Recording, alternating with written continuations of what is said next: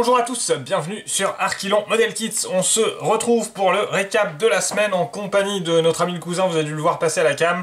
Bon bref, il vient de me faire peur. Donc voilà, il se promène, il aime beaucoup le Hind. Donc voilà, le petit récap de la semaine. Alors cette semaine j'ai eu beaucoup de boulot professionnel, donc j'ai pas pu beaucoup m'inquiéter, mais j'ai toutefois un petit peu avancé, donc on va voir ça ensemble. J'ai pu travailler sur le Hind toutefois, donc là toutes les pièces ont été vernies, je suis au moment où je vais apposer les petits décals dessus, après recouche de vernis, et puis après les jus, puis certaines pièces, bah évidemment il n'y a pas de décal, donc je vais pouvoir attaquer le jus directement. Donc voilà, rien de bien méchant. J'ai juste repassé aussi un RC, un voile léger de RC 310 Egg Blue suite à la dernière récap, hein, parce que le gris était trop gris. Ça, sur les photos de référence que j'ai, je vais vous en mettre une là en incrustation. On a quand même bien du bleu et pas vraiment du gris. Donc voilà, j'ai retouché ça, c'est mieux. Puis ça fait un petit peu de nuance avec le gris qui était en dessous, c'est plutôt sympa. Donc en termes de détaillage, principalement, qu'est-ce qu'il y a eu? Il y a eu cette pièce là. C'est un travail assez long sur le Hind parce que c'est petit et en plus il y a pas mal de couleurs sur les pièces différentes, donc ça nécessite du masquage, des temps de séchage, donc voilà, on perd un petit peu de temps, enfin on perd du temps en façon de parler quoi. Le cousin commence à me gaver, voilà. Donc, et puis là sur le dessous vous voyez on a tout un cadre blanc qui représente le molletonné du plafond, voilà, puis un peu de détaillage couleur, donc ça c'est pas mal. Qu'est-ce qu'il y a eu d'autre en travail vraiment de peinture? Donc pinceau là, hein, va y avoir la partie rotor ici, avec un petit peu de noir, etc. Un petit peu d'argent, silver, aluminium, donc voilà, ça c'est prêt, il n'y a plus qu'à avoir le jus dessus. Les autres pièces, rien de spécial. Les parties habitacle aussi ont reçu toutes leurs couleurs, donc là vous voyez, il n'y a rien que 3 couleurs sur cette pièce là, donc ça demande un petit peu de taf. Là il y a les décals, j'ai juste eu ici là sur la partie noire, alors un effet un petit peu bizarre avec la peinture un peu granuleux, voilà, et au vernis c'est ressorti un petit peu, ça fait un peu un effet moquette. Je l'ai appelé comme ça, donc bon on va voir ce que ça donne, voir comment je peux peut-être rectifier ça, sinon pas de soucis. Voilà les petits sièges aussi qui ont été peints dans leur couleur, et puis il y a aussi, je sais pas si vous allez le voir ça, on le voit moins avec le vernis, mais en gros j'ai surligné un petit peu toutes les arêtes avec les crayons AK Watering, mais je pense que ça va être très difficile de vous le montrer.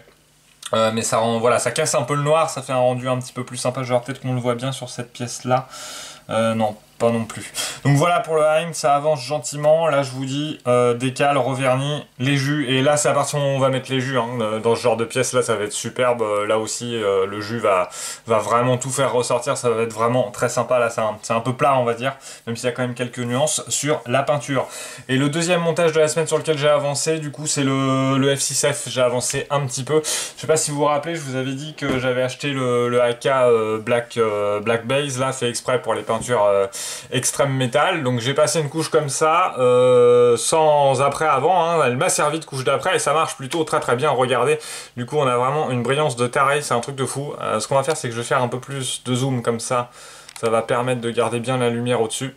Donc vous voyez le rendu est top avec le Black Base d'AK Extreme AK Extreme Metal, pardon. Et du coup là on est sur un simple aluminium, vous voyez ça brille vachement, hein. C'est très sympa, vous le verrez dans la vidéo de montage. Je l'ai filmé, hein, ce passage là, c'est une peinture très couvrante, ça fait comme un effet un peu laqué. Voilà, donc là le moteur est super sympa. Prochain travail dessus, ça va être un petit travail de peinture, de détaillage, et puis après bah pareil, vernis, jus, la totale. Donc ça je devrais pouvoir pas mal avancer ce week-end dessus, donc ça c'est plutôt cool. Donc voilà pour les montages en cours les amis. Alors dans les achats de la semaine, je n'ai pas fait d'achat maquette, par contre j'ai quand même investi pour la chaîne les amis. J'ai acheté un tout nouveau produit qui vient de sortir de chez Elgato, qui est une marque assez connue pour les youtubeurs, streamers. Ils se focalisent principalement sur du matos pour tout ce qui est voilà, youtubeurs, streamers, twitchers, tout ce qu'on veut. Donc en fait j'ai fait un investissement pour améliorer un petit peu la qualité des vidéos, et notamment en termes de support caméra, parce qu'aujourd'hui vous savez, je crois que je vous ai déjà montré, mais j'utilise des pieds de lampe Ikea modifiée pour mettre ma caméra, celle qui est là au-dessus à peu près à l'horizontale, et puis j'ai la petite qui est là, qui est sur un autre bras. Je vous mettrai une photo pour vous montrer un peu le setup. Donc j'ai acheté ça, le problème c'est que le produit sort aujourd'hui, il vient d'être libéré, donc je l'avais précommandé, et il est en 2 parties. Il y a plusieurs options. Je vais faire une review complète dessus qui sera pas forcément intéressante pour vous maquettistes si vous intéressez qu'aux maquettes, mais ça va intéresser pas mal tous ceux qui sont sur YouTube et tout parce que c'est un nouveau produit et qui stream et autres, et ça peut être intéressant si vous voulez vous lancer dans la création d'une chaîne vidéo, que ce soit sur la maquette ou sur autre chose. Mais en fait c'est vendu en plusieurs morceaux, vous choisissez ce que vous voulez, le setup que vous voulez, et j'ai qu'une partie et malheureusement il me faut vraiment la deuxième pour faire une bonne review dessus. Donc je vous montrerai ça, mais c'est un investissement quand même assez conséquent, mais qui va, vous voyez ma caméra qui est au-dessus avec le pied, forcément si je la bouge après on a un effet un peu ressort comme ça qui est pas très agréable. Je veux une solution qui est beaucoup plus fixe, et surtout ma caméra est légèrement inclinée comme ça vers l'avant, et je voudrais qu'elle soit vraiment droite et vraiment au-dessus. Puis ça fait pas mal de bras avec les lumières, etc. Donc je vais vous faire juste un aperçu comme ça très rapide, mais voilà, ça ressemble à ça. Review dès que je reçois la deuxième pièce, alors a priori c'est pas avant fin octobre, début novembre, je sais pas, il doit avoir un problème d'approvisionnement. Je vous fais une review complète de ce produit là, et puis comme ça je pense que je améliorerai pas mal la qualité de mes vidéos. Alors dans les commentaires de la semaine, j'en ai relevé deux. Un commentaire de DG qui me disait que le Black Bass de chez AK Extreme Metal n'est pas un après, et qu'il faut d'abord sous-coucher avec éventuellement l'AK microfiler noir, puis mettre le Black Bass, puis une autre pâture métallique. Bon, vous avez vu, moi du coup j'ai fait le test, hein, franchement le résultat est quand même plutôt concluant, donc je dirais que si vous voulez l'utiliser en mode sous-couche, ça peut fonctionner. Moi je vois pas de problème, hein, c'est vraiment très fin, il n'y a pas de souci. Donc pour moi vous pouvez y aller, c'est testé, approuvé, validé par Arkilon Model Kits. Autre commentaire que j'ai sélectionné de David qui me parle de l'application Hobby Color Converter. Donc David, merci à toi, je l'utilise déjà depuis presque le début hein, en fait. Donc c'est une appli qui est gratuite, qui est disponible sur le Play Store, qui est représentée par les petites icône rouge ici qui s'appelle Hobby Color Converter. Donc je propose de vous faire une petite démo de comment moi je l'utilise. Alors sachant que c'est une appli, vous pouvez un petit peu gérer votre stock, on va voir, mais ça permet aussi de trouver les équivalences. Donc voilà, l'application à représenter comme ça. En gros, ce qui va nous intéresser, c'est notre petit rond rouge. Ici, nous avons référencer beaucoup de marques de peinture, quasi toutes, franchement. Là, ils viennent de rajouter MRP.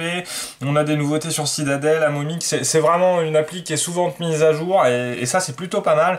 Donc moi, comment je l'utilise? C'est très simple. Par exemple, vous voyez, je vais prendre le cas de mon Ghoul Grey 129 qui est sur la notice du Hein. J'ai pas de peinture Umbral et je cherche une équivalence. Donc je vais simplement aller rechercher la marque Umbral qui est là. Je vais choisir, je sais que c'est de l'enamel, et je sais là maintenant que sur ma notice le numéro est 123. Donc je vais descendre simplement jusqu'à, non 129 pardon, jusqu'à 129. Je trouve mon US Ghoul Grey satin. Donc en appuyant dessus, vous pouvez changer la vue. Donc là, il vous montre les équivalences. Donc toujours la peinture que vous cherchez ici. Et puis en dessous, les équivalences chez AK Real Color, par exemple. Ataka. Alors moi, j'aime bien aussi cette vue-là. Là, vous voyez, j'ai appuyé sur le petit bouton avec le petit quadrillage. Vous pouvez changer de vue simplement. Là, c'est pas mal. On voit assez vite, tout de suite, un petit peu les teintes, les différences de teintes. Parce qu'évidemment, c'est toujours le débat. Mais chaque marque de peinture a la teinte US Ghoul Grey. Et elle diverge un petit peu à chaque fois. Donc là, l'idée, c'est de pouvoir trouver la meilleure équivalence. On regarde là, ils nous sortent du RC 220 à 93%. Vous avez le petit pourcentage ici d'équivalence. On voit quand même clairement que là, entre les deux, il y a quand même une jolie petite marge. Alors après, on a l'air d'être à peu près sur la même teinte, donc on pourrait envisager de le foncer un petit peu. Par contre, ce que j'ai trouvé à force de chercher, ici vous avez additionnel équivalence avec un petit bouton Calculate qui est plutôt bien pratique. Je vais vous montrer. Une fois que vous l'ouvrez, donc il vous ressort toujours en référence votre enamel Umbral numéro 129. Et ici il y a une petite ligne qui vous permet d'augmenter ou de descendre la similarité. Donc là on va taper carrément sur je veux un 100% en gros, une équivalence parfaite. On fait Calculate et là on va se retrouver avec les peintures qui sont référencées et qui ont vraiment une équivalence à 100%. Ce qu'on vient de demander. Donc là on voit qu'on est encore sur de l'acrylique Umbral et puis sur la couleur FS, donc là ça va pas nous amener à grand chose puisque c'est pas les marques que j'ai. On peut redescendre d'un cran ici pour arriver dans les 99%. Et là, on retrouve par exemple la Real Colors R AK RC 285 qui a 99% d'équivalence. Donc on sait que là, si on veut partir sur la gamme AK RC, du coup on va devoir acheter le RC 285 pour remplacer notre numéro 129 d'Umbral. Voilà, on va être plutôt pas mal. Donc voilà comment ça marche. Après évidemment si on redescend un petit peu cette partie là, la petite ligne en bas, on va encore descendre dans le pourcentage. On va avoir beaucoup d'autres possibilités pour d'autres marques, du Ataka, du Citadel, etc. Puis vous voyez un petit peu la différence. Donc ça c'est plutôt cool. Moi je m'en sers beaucoup pour ça, surtout pour les équivalences. Alors après vous pouvez dire, voilà par exemple là je l'avais fait, on va le faire aller hop sur la acrylique Umbral. Vous avez les petites icônes ici, espèce de petit quadrillage qui permettent de dire je l'ai en stock, et puis le petit panier. lui, il permet de dire faut que j'en achète, j'en ai plus. Voilà, ça permet de gérer un petit peu son lot de peinture sur l'atelier, ça peut être sympa. Moi je l'utilise pas hein, très honnêtement, mais vous pouvez l'utiliser comme ça. Et après quand vous revenez à l'écran, alors pas tout à fait d'accueil, à l'écran de la liste des fabricants de peinture, vous avez ici le petit bouton avec le quadrillage qu'on retrouve qui va vous donner tout ce que vous avez tagué qui est dans votre effectif de peinture. Et puis si on revient en arrière, on a le petit caddie qui va vous classer par marque les couleurs que vous avez taguées à racheter. Donc ça c'est plutôt pas mal avant de faire une commande, parce que des fois c'est vrai que vous êtes en train de faire ah merde j'ai vidé le pot, ça peut être pas mal d'avoir l'appli, vous le taguez faut que j'en achète, comme ça quand vous allez sur votre site marchand pour acheter vos peintures, et ben vous avez déjà votre liste qui est prête et ça vous évite de les oublier, donc ça c'est plutôt pas mal. Donc voilà pour le petit tour de cette appli, merci David pour l'info, et puis voilà, comme ça vous avez une petite présentation. C'est un produit qui est, voilà, qui est bien à utiliser, puis c'est gratuit quoi, donc n'hésitez pas, même si les équivalences sont pas toutes parfaites, mais je dirais que dans l'ensemble ça fait quand même plutôt pas mal le taf, ça vous oriente pas mal et c'est assez intéressant.